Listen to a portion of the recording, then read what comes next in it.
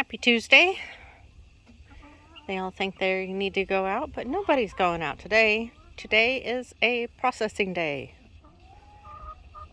So today we're going to be doing the lavenders and that mixed tom and 4 guineas. So I think it comes out to 10 or 11 birds total. I just wanted to show my setup now. I've gotten a little bit more used to the process, so here's where it starts. Well, actually, technically, it starts in there. I catch the birds, and I usually zip tie their legs together decently tightly. It just helps to control the situation. These are my kill cones. The one on the left is for turkeys, and the one on the right is for, like, chickens and guineas today. You put them in there upside down, do the deed. I'll show you my tool that I like to use. I do not use the bleed out method. I don't like it.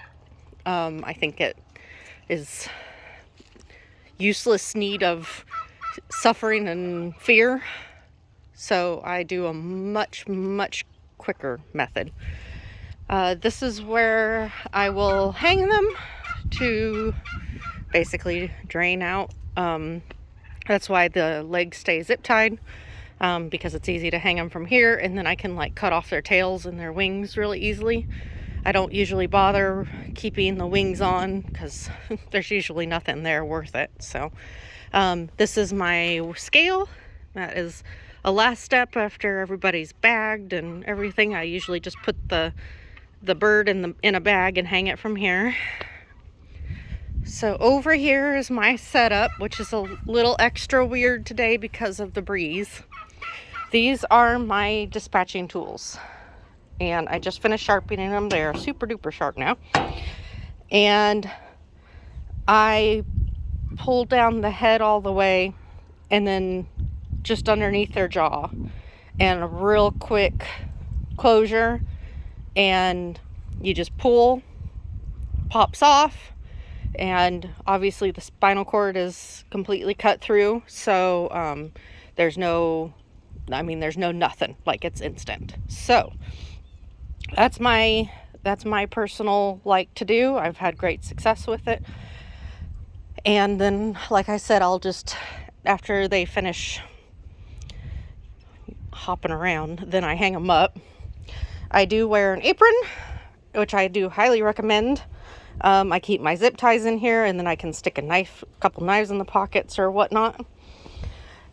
This is my scalding area, which is, like I said, we got a little bit of a breeze, enough to screw with the thing. So it's propane, like for deep frying turkeys, and this is just a small metal trash can because the regular pot does not fit turkeys that comes with it, so I had to upgrade.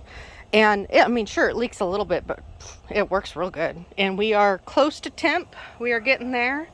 We have to be at 170 to 180 for the scalding method to work. I'm putting water in this bucket just as a excess overflow from my fine wheelbarrow. Actually, let's come over here first. So this is my plucker situation.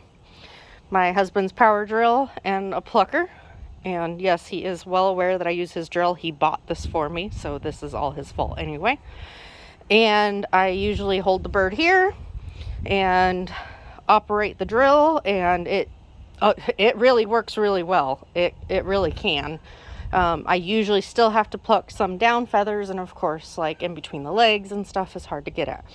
So here is where I will dress the birds. I have my knives laid out here. I primarily use these two because they're small and easy to get in there, and I like to do very specific cuts. And so the smaller blades allow me to be more nuanced with it.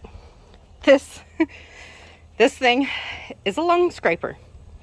So inside the birds' bodies, the lungs sit right along the cavity, and they can be really tough to get out.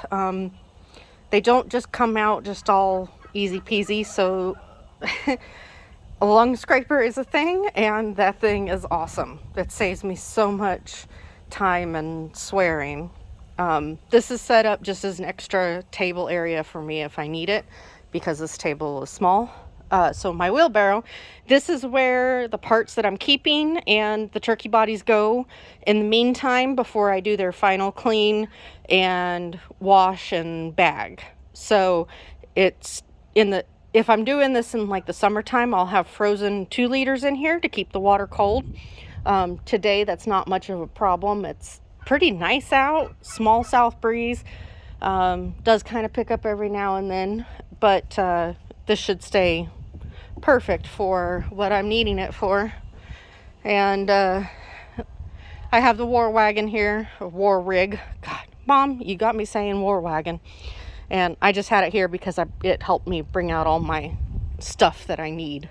So after I'm done with everything, the blue trash can is usually filled with the stuff I'm not keeping, all the ickies, and I will usually toss that in the wheelbarrow and then wheelbarrow it out to the pasture far away from the house. So that is my setup in a nutshell. We will see how today goes and see how quick I am. I little out of practice, so who knows. Let's see, where are we at now? Oh, we're getting there. I think it's about time to chase some guineas.